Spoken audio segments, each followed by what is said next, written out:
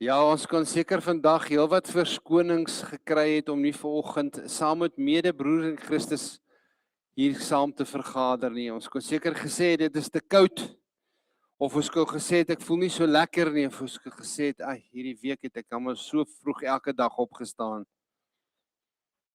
Maar ons het opgestaan en ons het gekom. En hoekom het ons dit gedoen? Ons het dit gedoen aan gehoorsaamheid aan hom. En dit is wonderlik as die Gees jou beginne oortuig en die Gees jou beginne versterk om te kom luister wat die woord en die Gees vir ons wil sê. Kom ons sluit die oë. Ons wonderlike hemelse Vader, Here, as ons so in samekom en Here, en ons kom tot die troon en ons nader tot U, dan staan ons verstom, Here. Hoe groot en hoe wonderlik U is. Ons vra, Here, dat U deur die Gees vandag die boodskap sal bring en dat U ons sal leer, Here, om nader aan U te beweeg. Vader, ons wil vir U vra, Here, sny af en vat weg, Here, dit wat nie van U afkom nie. Here, help ons om te bou ons daaraan, want U is die pottebakker en ons is die klei, sodat ons meer soos Jesus kan wees. Ek vra, Here, dat U vandag sal werk, mense sal bemoedig, mense sal versterk, mense sal genees. En dit alles, Here, om U te behaag, sodat ons kan sê, laat U wil geskied, soos in die hemel en so ook op die aarde. Here, gee ons ook vandag, Here, die verstand en die geestelike oë en die geestelike oor om te hoor wat U vir ons wil sê, deur die woord en deur die Gees, Here. Dat ons nie sal afdwaal van dit wat reg is nie. Dat ons sal vashou aan die waarheid en dat ons nie sal fokus op dit wat verkeerd is nie. In die wonderlike naam van Jesus. Amen. As ek vandag vir u sou vra, vir elkeen van u wat hier sit, en ek sal vir jou vra, hoe ver volg jy nog vir Jesus? Sal ons heelwat antwoorde kry. Hoe ver volg jy nog vir Jesus? Dit is mos maklik om Jesus te volg as dinge reg gaan en alles loop reg, maar wanneer die uitdagings kom en die opinies van mense verander ons gedagtelyn, dan is dit nie meer so maklik nie.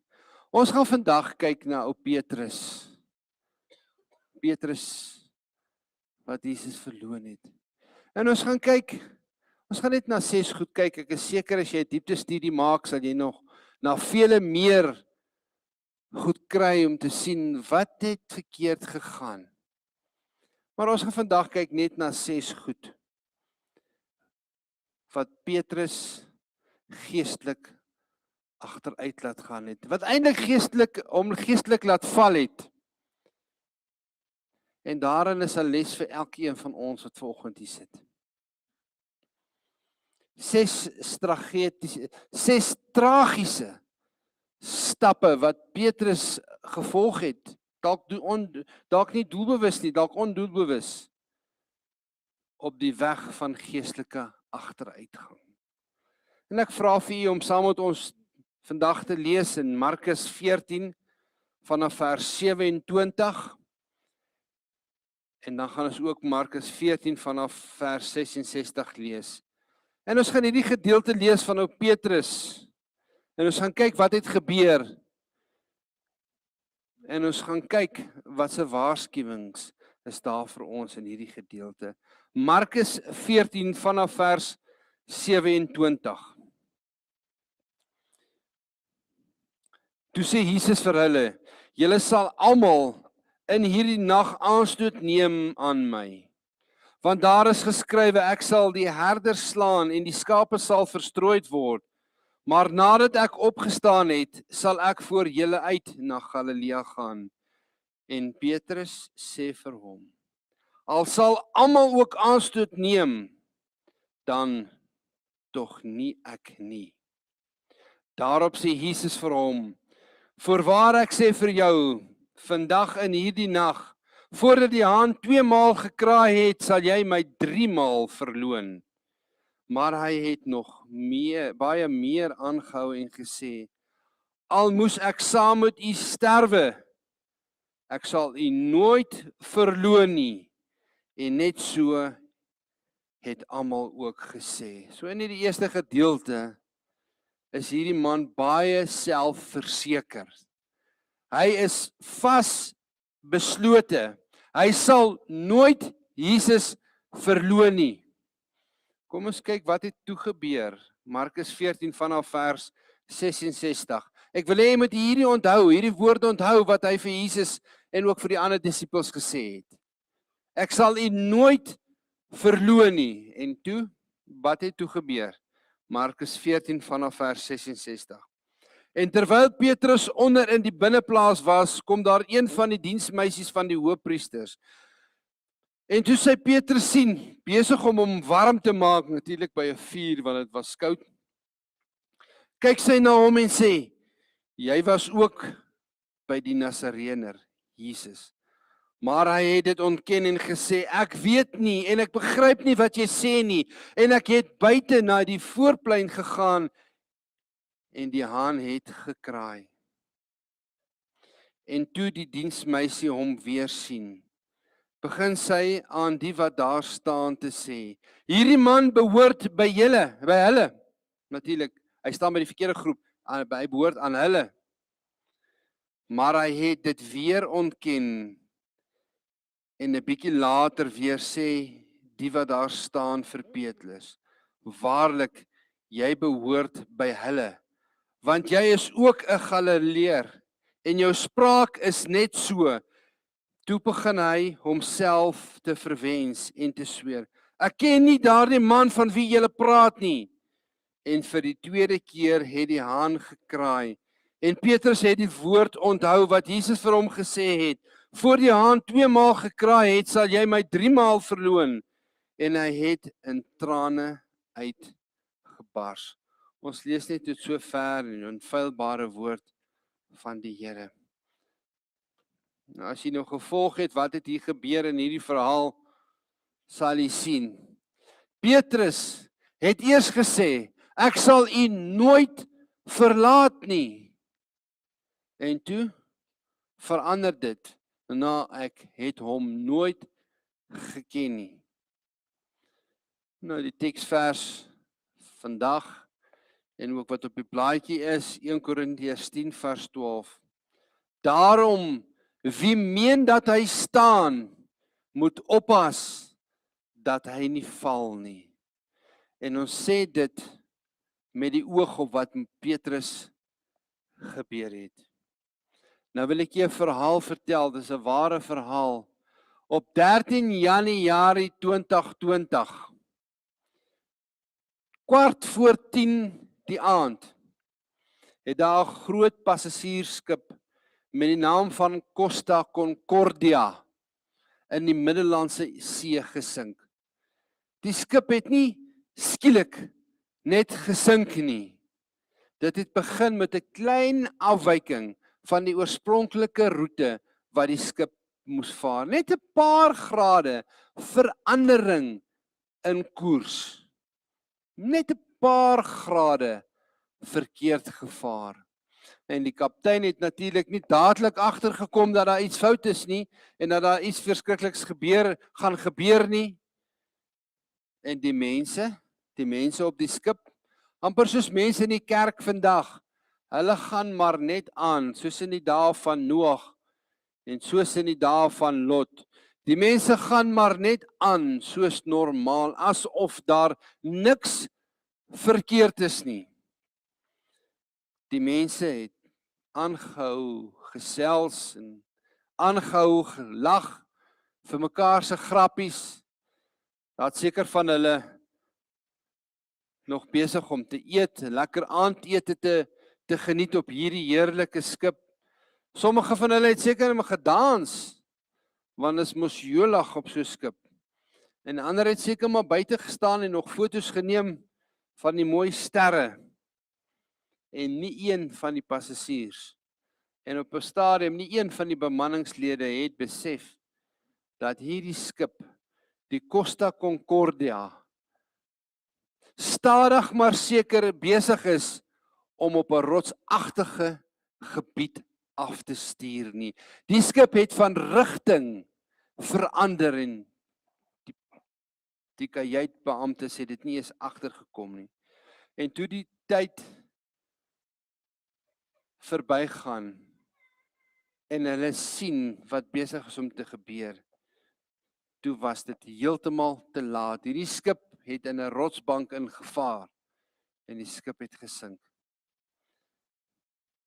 Nou hierdie verhaal wat werklik gebeur het, kan ek vir jou sê, liewe broer en suster in Christus, is presies wat met geestelike agteruitgang ook gebeur.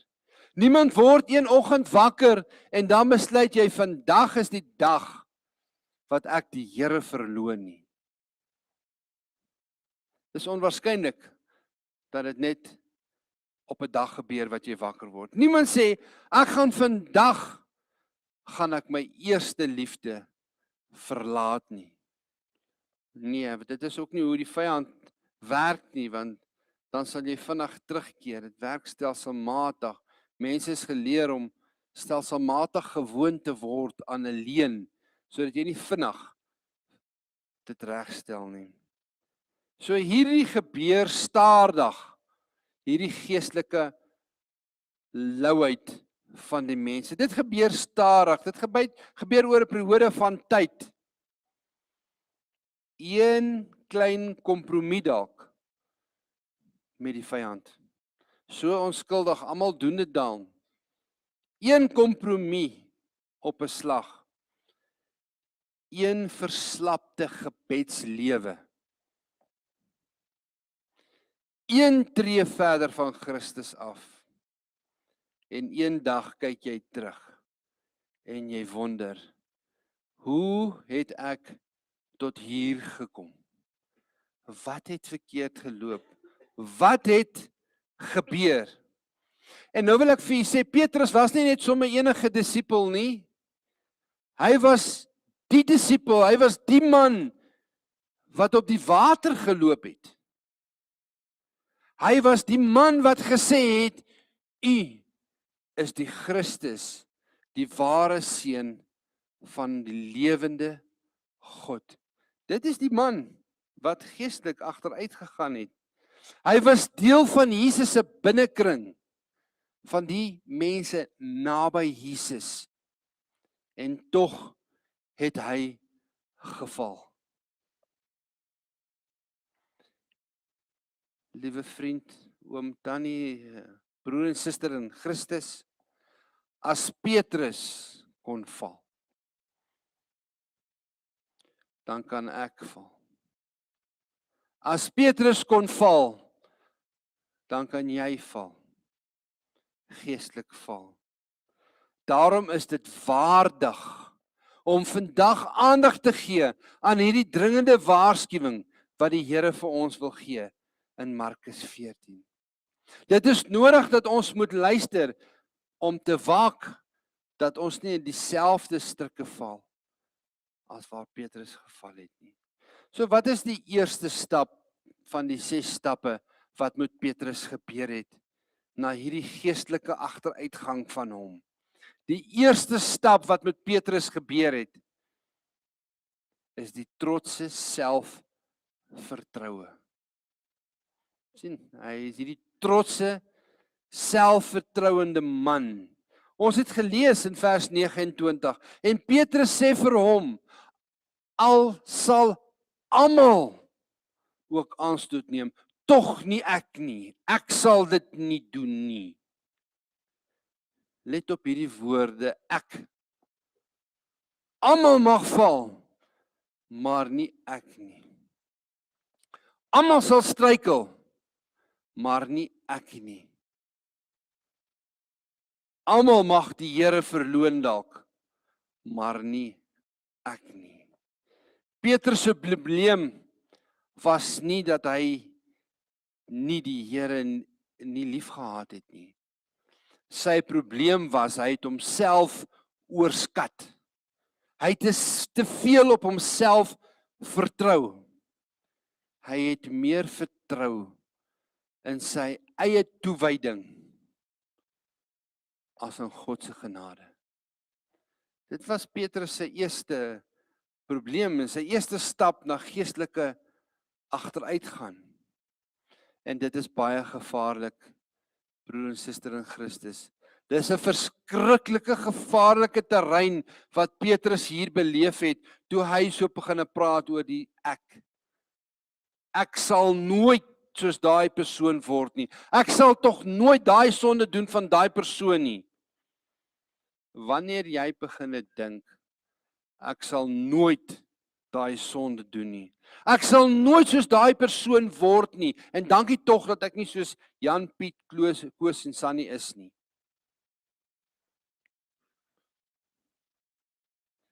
En as jy begin dink ek het dit gemaak in jou eie krag, dan wil ek graag uit liefde vanoggend vir jou kom sê. Pas op my vriend, jy staan op gladde ys en jy kan enige oomblik val. Jy kan enige oomblik gly op die gladde ys waarop jy staan. Want Spreuke 16 vers 18 staan dit so mooi duidelik opgeteken. Hoogmoed kom voor die val. En dit sien ons ook in hierdie verhaal van Petrus wat ons gelees het. Ons grootste vyand is soms nie die ou duiwel nie. Ons grootste vyand soms is die ou mens. Die ou mens wat op die troon wil sit en tog beheer wil hê oor alles. En as jy nog nie agtergekom het, die Christelike geloof in Christus vereis selfverloning nie, is dit dalk vandag die tyd om te besef dat dit vereis selfverloning. Jesus het self gesê in Lukas 9 vers 23, as iemand agter my moet aankom, moet hy homself verloon.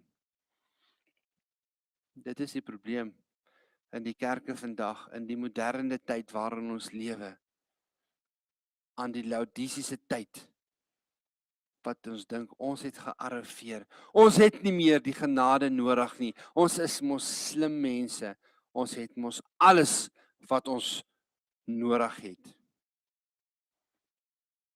Die kruis is ook vir jou, my vriend. Moenie sê, ek sal nooit val nie. Maar ons kan eerder sê, mag die Here ons help om eerder te sê, Here, sonder U is ek niks. En dan die tweede stap na hierdie geestelike agteruitgaan van Petrus is natuurlik 'n verslapte gebedslewe. Dis baie maklik as mense kom met probleme en hulle kom vir berading en hulle kom met, ons almal het stories en hulle kom en jy vra, hoeveel tyd spandeer jy in die woord en hoeveel tyd spandeer jy in gebed? Dan raak die mense sommer gewoonlik onmiddellik stil. So die tweede stap in Petrus se geval is 'n verslapte gebedslewe. Markus 14:37 staan daar, Simon, dit is natuurlik Petrus, dis Simon, dis dieselfde persoon. Simon, slaap jy nog? Was jy nie in staat om 1 uur, net 1 uur, soos vandag, te waak nie? En hierdie man, hierdie Petrus wat net 'n paar uur tevore groot dinge gesê en groot dinge beloof het, kan nou nie eers vir 'n uur lank bid nie. Gebedsloosheid is een van die eerste simptome van geestelike agteruitgang in 'n mens se lewe, op grond van wat ons nou ook gelees het. Sien ons mense wanneer ons so besig begin raak. Ons is mos besige mense. Daar's nie tyd nie, daar's nie tyd meer vir God nie, ons het nie tyd vir jou vrou nie, het nie tyd vir jou kinders nie, daar's nie meer tyd nie. Dan bid ons daarom nog as ons eet, maar dit moet ook vinnig wees, want ons is honger.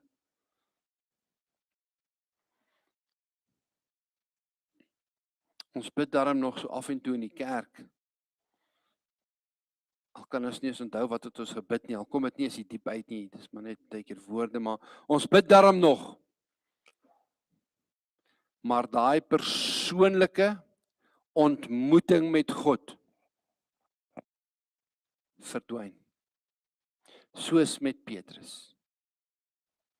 Jou Bybel bly toe. Dit raak stil. Die woord raak stil in jou lewe. En wat gebeur dan? Die stem van God word al hoe dowwer. En jou hart word al hoe kouer. Dis 'n stap na 'n verslapte gebedslewe. Dink bietjie in 'n koeltjie vuur. Ek dink ons Suid-Afrikaners kan ons almal vereenselwig met 'n lekker braaivleisvuur of 'n vuurtjie daar buite. Solank die vuur aan die gang is en daar's 'n koeltjie binne die vuur, brand daai koeltjie helder.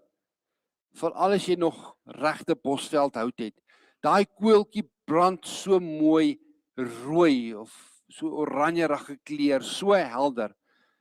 Maar doen jouself 'n guns en haal so 'n bietjie van een van daai koeltjies uit en sit hom een kant. Binne 'n paar minute word daai koeltjie pikswart en later word hy dan koud. Gebed hou ons naby die vuur van God se teenwoordigheid.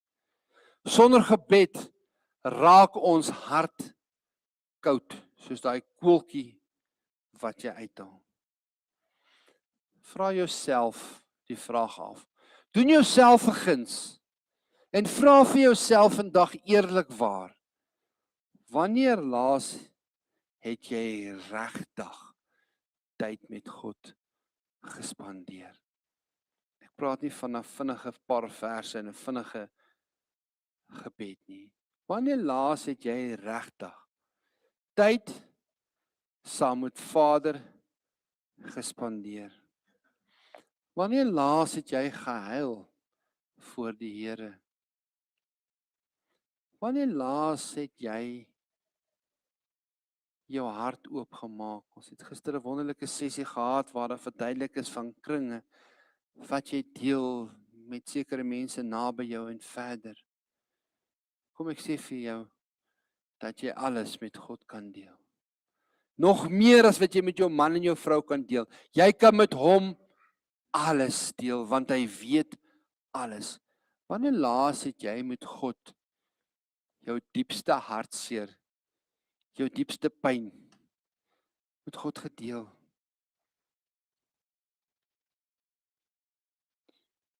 Wanneer laas het jy die Bybel regtig oopgemaak omdat jy 'n honger is vir die voedsel wat daar vir ons in die Bybel is?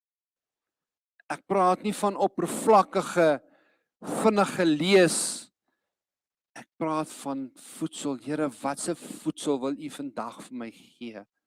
Hoe wil U my toerus om U koninkryk uit te brei op hierdie aarde? Wanneer laas het jy regtig daardie tyd met die Skepper van die hemel en aarde gehad?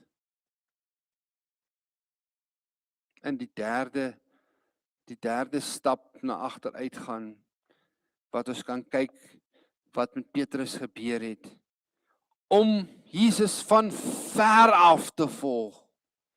Ons het Markus 14 wat ons gelees het, kan jy lees in vers 54, daar staan, en Petrus het hom van ver af gevolg. Nou wat sal dit beteken? Wat het tragiese vers is dit nie eintlik nie. Petrus het hom van ver af gevolg. Daar staan nie Petrus het hom verlaat nie, maar Petrus het hom van ver af gevolg. Petrus was nog daar. Hy het nog geglo. Hy het nog geglo, maar so 'n bietjie van 'n afstand af. Nie so naby aan Jesus meer nie, so 'n bietjie van 'n afstand af. Jy sien, hy wou nie meer so naby Jesus wees nie. Want jy sien, broer en suster in Christus, om so naby Jesus te wees, dit kos iets. Dit kos iets. Dit kos in die eerste plek selfverloning, maar dit kos heelwat. Om naby Jesus te wees,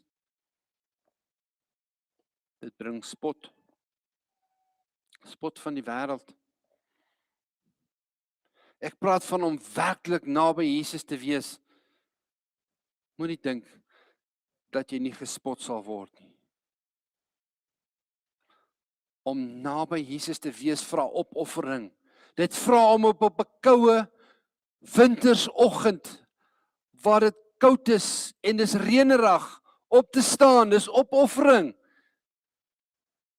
Dit kos iets om naby Jesus te wees. My liewe broer en suster, dit vra opoffering.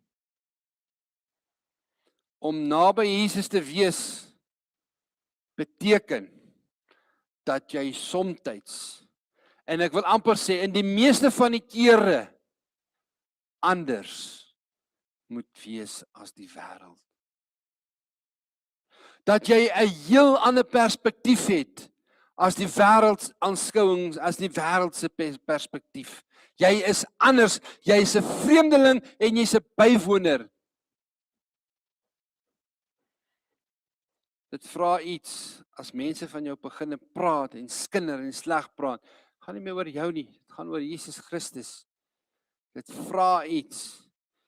En Petrus, hy het Jesus nog gevolg, maar net so op 'n afstand. Petrus het besluit in sy eie, ek sal nog Jesus volg. En ek wil in hakies bysit, soos baie kerkmense, en ek verwys nou nie na ons gemeente, ek praat oor die wêreldwye tendens van mense wat nog kerk toe gaan. Ek sal Jesus nog volg, maar net nie te naby nie. Net nie te naby aan hom nie. Want dit sal vir my ongemaklik raak. So as jy kerk toe kom en jy's net gemaklik en jou vlees word net gestreel, dan moet jy maar 'n vraagtekens vra of jy werklik daar is om geestelike groei, of is jy maar net daar vir jou gewete, sodat jy kan weet, ek was daar om Sondag kerk toe. Maar dit is 'n groot ding, veral in ons kultuur, veral in die vorige geslag, sit voor in die kerke, maar Maandag is jy nie meer naby Jesus nie. Die 4de punt wat veroorsaak het dat Petrus lou geword het, is die verkeerde vuur. Het jy opgemerk, hy het geloop, hy het hom gaan warm maak by 'n vuur. Daar Markus 14 vers 54, en hy het saam met die dienaars gesit, en hom by die vuur warm gemaak. Petrus, amper seker soos 'n dag soos vandag of dalk kouer, het hom warm gemaak by 'n vuur. Maar Petrus, hy het hier gaan sit by die verkeerde mense, by die vyande van Jesus Christus, by die mense wat Jesus wil bespot, by die mense wat hom, Jesus Christus, veroordeel. Hy het by hierdie kring gaan sit, wat nie meer kinders van God was nie, wat heeltemal teen Jesus was. En die vuur waarby jy jouself warm maak, geestelik natuurlik, bepaal ook uiteindelik wie jy word. As Afrikaanse gesegde, As jy wil weet hoe iemand is, kyk na sy vriende en jy sal word soos jou vriende. Baie soortgelyke goed. Dit is nie 'n nuwe ding nie. Ons mense is nie so oulik om so iets uit te dink nie. Dit kom uit die woord van God uit. Aan jou vriende sal jy geken word. Aan die vuur, aan die samekoms van die mense by die vuur waar jy nou is. Petrus, onthou Petrus se verhaal, hy het beweeg na die verkeerde mense toe wat by die vuur staan wat Jesus nie geken het nie. En hy wil hom warm maak. In Psalm 1 sê dit baie duidelik, welgeluksalig is die man wat nie wandel in die raad van die goddelose nie. Nou die woord welgeluksalig is 'n mooi groot ou Afrikaanse woord wat sê dit gaan goed en ons wil sê dit gaan geestelik goed. Gaan nie altyd fisies goed nie, maar dit gaan dalk geestelik goed met die man en natuurlik die vrou wat nie by die verkeerde mense sit nie, by die raad van die goddelose sit nie. Die verkeerde invloede in ons lewe bring vir ons die verkeerde rigtings. Jy word soos die mense by wie jy is. Dit is nou maar net so. Net 'n paar weke of 'n paar dae selfs en jy begin praat en jy begin dink en jy begin redeneer soos die mense. Nou is my vraag aan jou vanoggend, broer en suster, wat voed jou siel? By watse vuur staan jy? By watse kring staan jy? Waarna kyk jy? Meneer, waarna kyk jy? Mevrou, waarna luister jy? Waarna slaan jy ag? Waarna luister jy? Wat laat jy jouself mee beïnvloed word? Wat maak jou warm? Wat se vuur?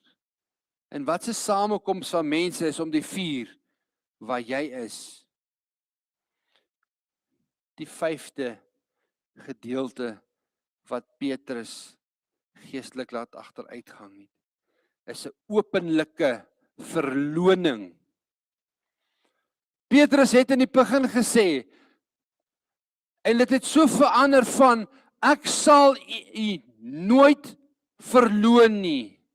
Ek sal saam met u sterf, het ons gelees. Tot waar?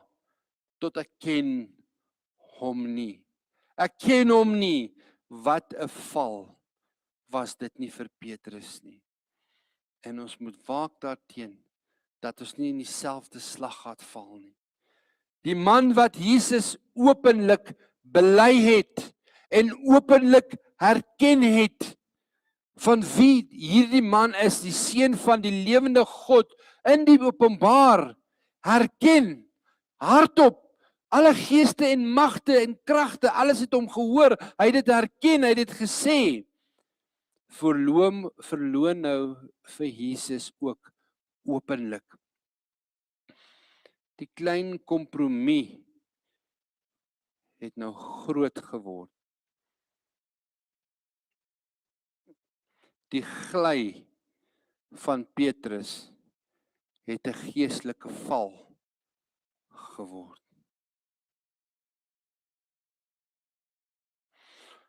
Jare gelede het ek en my seun so 'n bietjie in die berge gaan stap. En ons moes op 'n stadium so teen 'n bergkraans afklim. En ek moet erken, ek was dalk bietjie meer bang as hy, dalk omdat hulle nog jonger was, dan sien jy mos meer kans.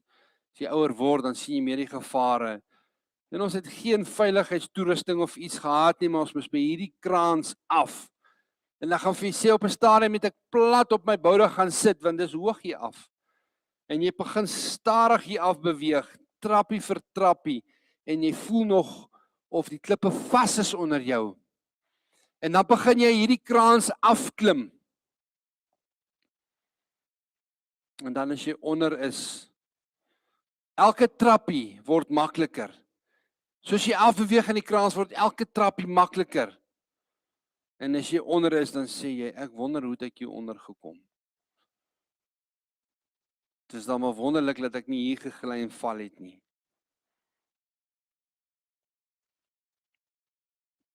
Net so is dit wanneer ons begin 'n kompromis aangaan. Daai eerste verkeerde ding wat jy doen, as jy daar hoog is, jy trap so versigtig. Wie sien my? Wat sê die Here? En al die vrae kom so aan jou. Maar hoe meer jy van die berg begin afklim, hoe makliker word dit om af te loop. Naderhand loop jy sommer net. En as jy onderkom sê jy, hoe het ek hier gekom? Ek was nog nou 'n uur of 2 daar bo gewees en nou staan ek hier onder in die klowe. Ek is nou nie eens meer bang nie want daar's nou nie eens meer iets om te val oor nie. Niemand pleeg groot sonde sommer net onmiddellik nie. Dit begin met 'n klein ding wat groter word en groter word. En jy raak so gewoond soos om van hierdie berg af te klim en op die ouene is jy daaronder. Jy weet nie hoe jy daar gekom nie. En die laaste, die 6de gedeelte wat ons gaan kyk, is die bitter trane van berou van Petrus. Markus 4 vers 72 staan en Petrus het begin huil. Petrus het agtergekom wat gebeur het en hy het begin huil. En weet jy wat? Petrus het nie gehuil omdat hy uitgevang is nie. Hy het gehuil omdat sy hart gebreek was. Hy het besef, ek het die een verloon wie my lief gehad het. En daar's 'n groot verskil. En ek wil hê jy moet bietjie daaroor dink. Daar's 'n groot verskil tussen berou en spyt. Ek het berou of ek is spyt. Daar's 'n groot verskil. Kom ek gee jou 'n voorbeeld. Judas, en ons almal ken die verhaal van Judas, hy was spyt.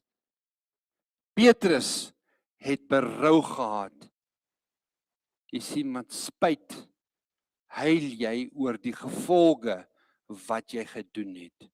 Maar berou huil jy oor die sonde en die teleurstelling wat jy gebring het in Christus. En hierdie gedeelte bring ons nou by die mooiste deel van die verhaal. Ons het nog gekyk na hierdie 6 aspekte wat Petrus se geestelike lewe laat vervlou het. Maar nou kom ons by die goeie nuus. Jy sien, ons is mos die draers van goeie nuus. Die evangelie van hoop, van blydskap. Na die kruis, nadat Jesus gekruisig is. Nadat Jesus opgestaan het uit die dood. En weet jy wat het Jesus gedoen? Hy het na Petrus toe gegaan. Hoekom het hy na Petrus toe gegaan? Petrus het hom dan verloon. Jesus het na Petrus toe gegaan nie om hom te verneder nie. Nie en hom so 'n bietjie te vertel, I will show you now nie. Soos wat ons mense doen as ons iemand gaan soek wat ons seer gemaak het nie. Nee. Jesus het na Petrus toe gegaan om hom weer die weg te wys wat hy moet volg. Jesus het na Petrus toe gegaan om die verhouding te herstel. Daar by die see van Galilea, toe Jesus in sy verheerlikte liggaam na Petrus toe gegaan het, toe sê hy vir hom, Simon, seun van Judas, wat Petrus is, dieselfde persoon, het jy my lief? En jy kan hierdie verhaal lees in Johannes 21, van die 15de versie af, waar Jesus nou vir hom vra, Petrus, het jy my lief? Iemand onthou, Petrus het Jesus 3 maal verloon, voor die hand 2 keer gekraai het, en na die gebeurte van die kruisiging en die opstanding, keer Jesus weer terug na Petrus. En hy vra vir Petrus, lees die verhaal in Johannes 21, 3 keer, vra Jesus nou vir Petrus, Petrus, het jy my waarlik lief? 3 keer het Jesus weer vir Petrus 'n geleentheid gegee om sy liefde te bely. En dan kan ons net sê, wow, wat 'n verlosser is Jesus nie. om 3 keer weer te vra, het jy my lief? En om Petrus terug te trek op die weg wat die Here vir hom beplan het. En ek wil afsluit, ek wil jy vertel sommer net van 'n verhaal wat mens een keer gehoor het, of dit waar is, maak ook nou nie saak nie. Daar was op 'n stadium 'n fandisie, 'n veiling gewees en in die veiling was daar 'n ou viool wat hulle opgeveil het. Nou die viool was lelik, was vol stof. Hy het nou regtig nie die aandag en die liefde verdien, die viool wat hy moes verdien het nie. En die afslaer het begin om te sê, kom ons begin met R150. Niemand het hulle hand opgesteek na hierdie ding nie, want dit eintlik gelyk na niks nie. Naderhand het die afslaer gesê R100, het ons R100. Niemand het belang gestel nie. En naderhand het die afslaer gesê, ag, is nie net iemand wat R50 vir hierdie viool wil gee nie. Niemand het belang gestel. Niemand was geïnteresseerd in hierdie viool wat so sleg gelyk het nie. En terwyl die fandisie nog in die gang was, staan 'n ou gryskop oomie op. En hy loop vorentoe. En hy vat hierdie viool. En hy neem hom in die hand. En hy bekyk hom. Nou weet ek nie wat presies musiekinstrument mense doen nie. Maar hy vat daai viool en hy stel so 'n paar verstellings en hy stem hom so binne 'n paar minute redelik in. En die oomie begin speel. En wat 'n pragtige musiek speel hy toe nie op hierdie viool nie. En toe hy klaar is, sit hy die viool neer. En hy verdwyn weer in die mense wat in die fandisie is. En die afslaer begin weer. En die bot begin spring en hulle begin weer en hulle sê R500 en niemand sê R500, R1000 en niemand sê R1000, R5000, R10000, nader as hulle R100,000. En iemand vra, wat is nou die verskil? Wat het nou gebeur? Wat het hier gebeur? Wat het ons gemis? Niemand wou die ding koop vir R50 en nou wil hulle hom koop vir R100,000. Wat het gebeur?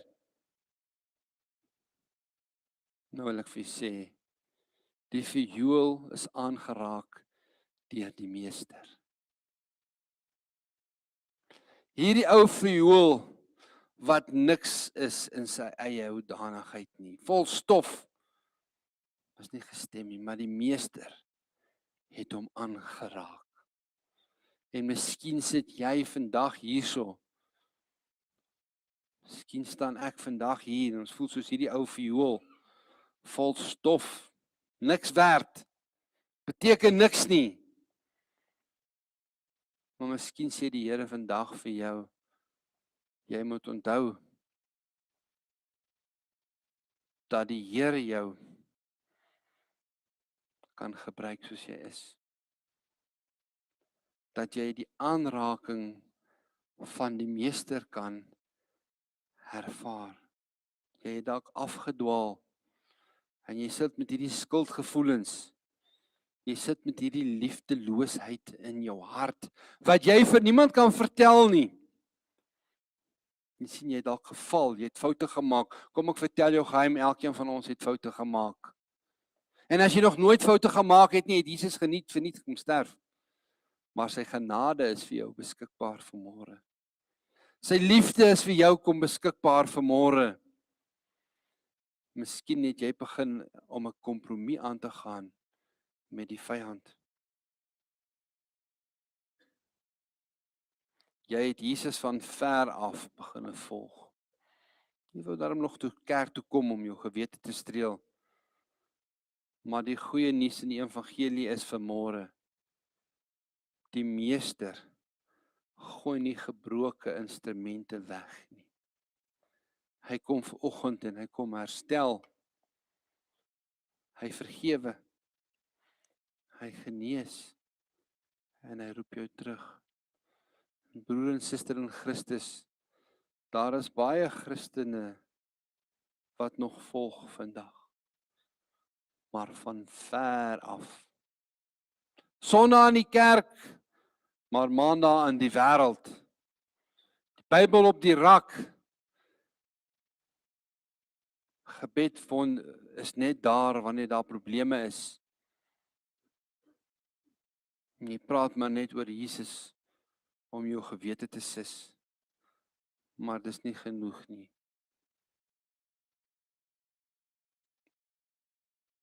Dis nie genoeg om jou lewe te verander nie.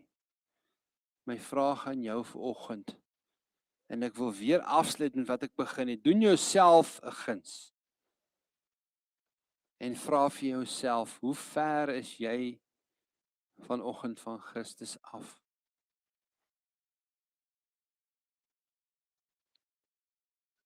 Het jy nie dalk stadig weggedryf nie? En Petrus se verhaal eindig nie by sy trane nie.